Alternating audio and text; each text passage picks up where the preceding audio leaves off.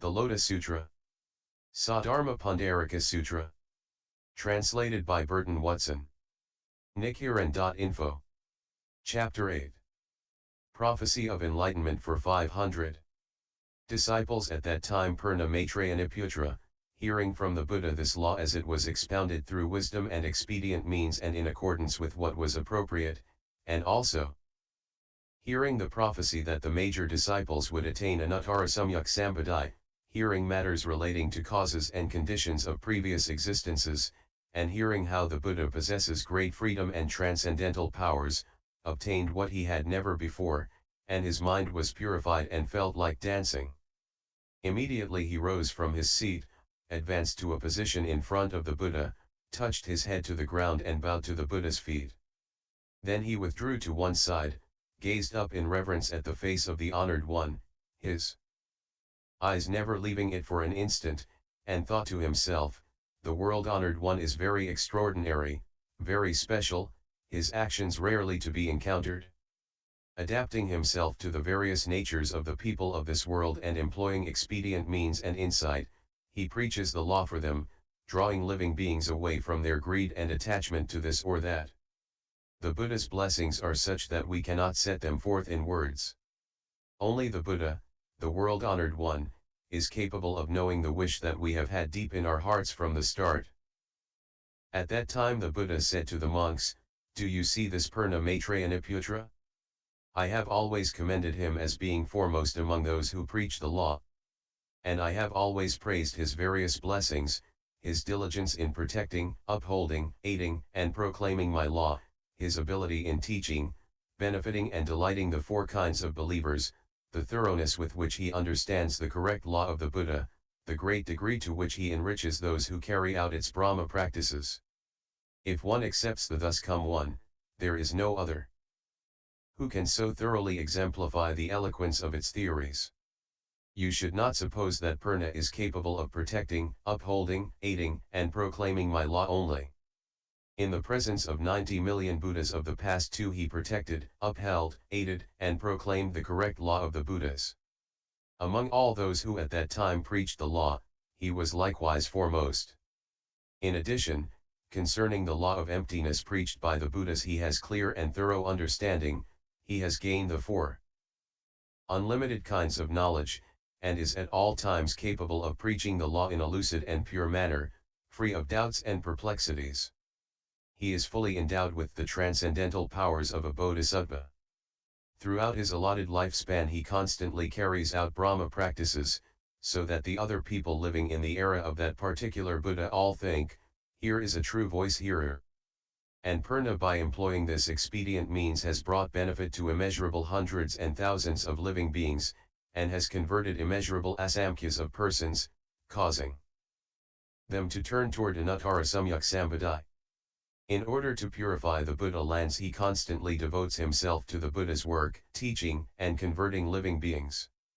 Monks, Purna was foremost among those who preached the law in the time of the 7 Buddhas. He is also foremost among those who preach the law in my presence now. And he will likewise be foremost among those who preach the law in the time of the future Buddhas who appear in the present wise kalpa, in all cases protecting, upholding, aiding, and proclaiming the law of the Buddha.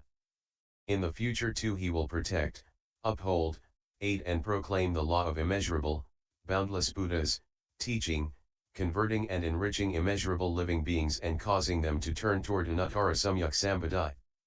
In order to purify the Buddha lands he will constantly apply himself with diligence, teaching, and converting living beings. Little by little he will become fully endowed with the way of the bodhisattva, and when immeasurable asamkhya kalpas have passed, here in the land where he is dwelling he will attain anuttara. He will be called law bright thus come one, worthy of offerings, of right and universal knowledge, perfect clarity and conduct, well gone, understanding the world, unexcelled worthy, trainer of people, teacher of heavenly and human beings, Buddha, world-honored one.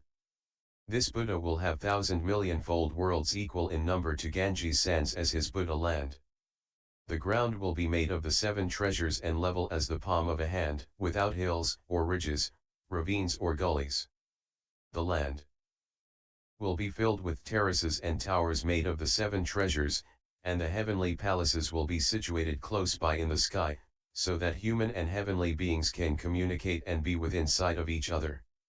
There will be no evil paths of existence there, nor will there be any women. All living beings will be born through transformation and will be without lewd desires. They will gain great transcendental powers, their bodies will emit a bright glow, and they will be able to fly at will. They will be firm in intent and thought, diligent and wise, and all alike will be adorned with golden color and the 32 features. All the living beings in that land will regularly take 2 kinds of food, one being the food of Dharma joy, the other the food of meditation delight. There will be immeasurable asamkhyas, thousands, 10,000s, millions of nayutas of bodhisattvas there, who will gain great transcendental powers and the 4 unlimited kinds of knowledge, and will be skilled and capable in teaching and converting the different varieties of living beings. The number of voice hearers will be beyond the power of calculation or reckoning to determine. All will be fully endowed with the 6 transcendental powers, the 3 understandings, and the 8 emancipations. This Buddha land will thus possess measureless blessings of this kind that will adorn and complete it. The kalpa will be named treasure bright and the land named good and pure. The Buddha's lifespan will be immeasurable asamkhya kalpas, his law will endure for a very long time, and after the Buddha has passed into extinction, towers adorned with the 7 treasures will be erected to him throughout the entire land. At that time the world-honored one, wishing to state his meaning once more, spake in verse form, saying, "You monks, listen carefully. The way followed by the sons of the Buddha, because they are well learned in expedient means, is wonderful beyond conception. They know how most beings delight in a little law and are fearful of great wisdom. Therefore the bodhisattvas pose as voice hearers or pratyeka Buddhas, employing countless expedient means to convert the different kinds of living beings. They proclaim themselves to be voice hearers and say they are far removed from the Buddha way, and so bring emancipation to immeasurable multitudes, allowing them all to achieve success. Limited in aspiration, lazy and indolent though the multitudes are, bit by bit they are led to the attainment of Buddhahood. Inwardly, in secret, the sons act as bodhisattvas. But outwardly they show themselves as voice hearers. They seem to be lessening desires out of hatred for birth and death. But in truth they are purifying the Buddha lands. Before the multitude they seem possessed of the 3 poisons, or manifest the signs of heretical views. My disciples in this manner use expedient means to save living beings. If I were to describe all the different ways, the many manifestations they display in converting others, the living beings who heard me would be doubtful and perplexed in mind. Now this Purna in the past diligently practiced the way under 1,000 million Buddhas, proclaiming and guarding the law of those Buddhas. In order to seek out unsurpassed wisdom he went to where the Buddhas were, became a leader among their disciples, one of wide knowledge and wisdom. He showed no fear in what he expounded and was able to delight the assembly. Never was he weary or disheartened in assisting the work of the Buddhas. Already he had passed over into great transcendental powers and possessed the 4 unlimited kinds of knowledge. He knew whether the capacities of the multitude were keen or dull and constantly preached the pure law. He expounded such principles as these, teaching a multitude of thousands of millions, causing them to reside in the great vehicle law and himself purifying the Buddha lands. And in the future too will offer alms to immeasurable, countless Buddhas, protecting, aiding and proclaiming their correct law and himself purifying the Buddha lands, constantly employing various expedient means, preaching the law without fear, saving multitudes beyond calculation, causing them to realize comprehensive wisdom. He will offer alms to the thus come ones, guarding and upholding the treasure storehouse of the law. And later he will become a Buddha, known by the name Law Bright. His land will be called good and pure, and will be composed of the 7 treasures. The kalpa will be named treasure bright. The multitude of bodhisattvas will be very numerous, numbering immeasurable millions, all having passed over into great transcendental powers, endowed with dignity, virtue, strength, filling the entire land. Voice hearers too will be numberless, with the 3 understandings and 8 emancipations. Having attained the 4 unlimited kinds of knowledge, such as these will be monks of the order. The living beings of that land will all be divorced from lewd desires. They will be born in a pure manner by the process of transformation, with all the features adorning their bodies, with Dharma joy and meditation delight to feed upon. They will have no thought of other food. There will be no women there, and none of the evil paths of existence. The monk Purna has won all these blessings to the fullest, and will acquire a pure land such as this, with its great multitude of worthies and sages. Of the countless matters pertaining to it, I have now spoken only in brief. At that time the 1200 arhats, being free in mind, thought to themselves, we rejoice at gaining that we have never had before. If the world-honored one should give each of us a prophecy of enlightenment such as he has given to this other major disciples, would that be a cause for delight? The Buddha, knowing that this thought was in their minds, said to Mahakashyapa, on these 1200 arhats who are now before me I will one by one bestow a prophecy that they will attain anuttara samyak sambadhi. Among this assembly is a major disciple of mine, the monk Kundanya. He will offer alms to 62,000 million Buddhas, and after that will become a Buddha. He will be designated universal knowledge, perfect clarity and conduct, well gone, understanding the world, unexcelled worthy, trainer of people, teacher of heavenly and human beings, Buddha, world-honored one. 500 arhats, including Uravalvakashyapa, Gayakashyapa, Nadikashyapa, Kaladayan, Budayan, Anuruddha, Riveta, Kapina, Bakula, Chunda, Svagata, and others, will attain anuttara samyak sambadhi. All will have the same designation, being called universal brightness. The world-honored one, wishing to state his meaning once more, spoke in verse form, saying, the monk Kundanya will see immeasurable Buddhas, and after asamkhya kalpas have passed, will at last achieve impartial and correct enlightenment. Constantly he will emit a great bright light, will be endowed with transcendental powers, and his name will be known in all 10 quarters, respected by one and all. Constantly he will preach the unsurpassed way. Therefore he will be named universal brightness. His realm will be pure and clean. His bodhisattvas brave and spirited. All will ascend the wonderful towers, travel to the lands in the 10 directions, in order to offer unsurpassed articles as gifts to the various Buddhas.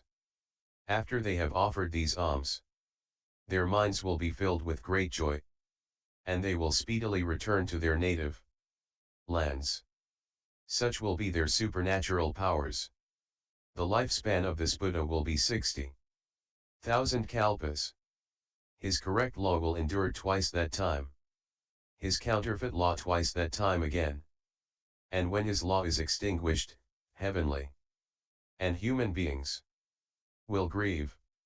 The 500 monks will one by one become Buddhas, all with the same name, universal brightness. Each will bestow a prophecy on his successor, saying, after I have entered extinction, you, so and so, will become a Buddha. The world in which you carry out conversions will be like mine today. The adornment and purity of their lands, their various transcendental powers, their bodhisattvas and voice hearers, their correct law and counterfeit law, the number of kalpas in their lifespan, all will be as I have described above. Kashyapa, now you know the future of these 500 who are free in mind. The remainder of the multitude of voice hearers will also be like this. As for those not in this gathering, you must expound and preach to them. At that time the 500 arhats in the presence of the Buddha, having received a prophecy of enlightenment, danced for joy. Immediately they rose from their seats, advanced to a position in front of the Buddha, touched their heads to the ground and bowed to the Buddha's feet. They bewailed their error, reproving themselves and saying, "World-honored one, we always used to think to ourselves, we have already attained the ultimate extinction. But now we know that we were like persons of no wisdom." Why? Because, although we were capable of attaining the wisdom of the thus come one, we were willing to content ourselves with petty wisdom. World-honored one, it was like the case of a man who went to the house of a close friend and, having become drunk on wine, lay down to sleep. At that time the friend had to go out on official business. He took a priceless jewel, sewed it in the lining of the man's robe, and left it with him when he went out. The man was asleep drunk and knew nothing about it. When he got up, he set out on a journey to other countries. In order to provide himself with food and clothing he had to search with all his energy and diligence, encountering very great hardship and making do with what little he could come by. Later, the close friend happened to meet him by chance. The friend said, "How absurd, old fellow! Why should you have to do all this for the sake of food and clothing? In the past I wanted to make certain you would be able to live in ease and satisfy the 5 desires, and so on such and such a day and month and year I took a priceless jewel and sewed it in the lining of your robe. It must still be there now. But you did not know about it, and fretted and wore yourself out trying to provide a living for yourself. What nonsense! Now you must take the jewel and exchange it for goods. Then you can have whatever you wish at all times and never experience poverty or want." The Buddha is like this friend. When he was still a bodhisattva, he taught and converted us, inspiring in us the determination to seek comprehensive wisdom. But in time we forget all that, became unaware, unknowing.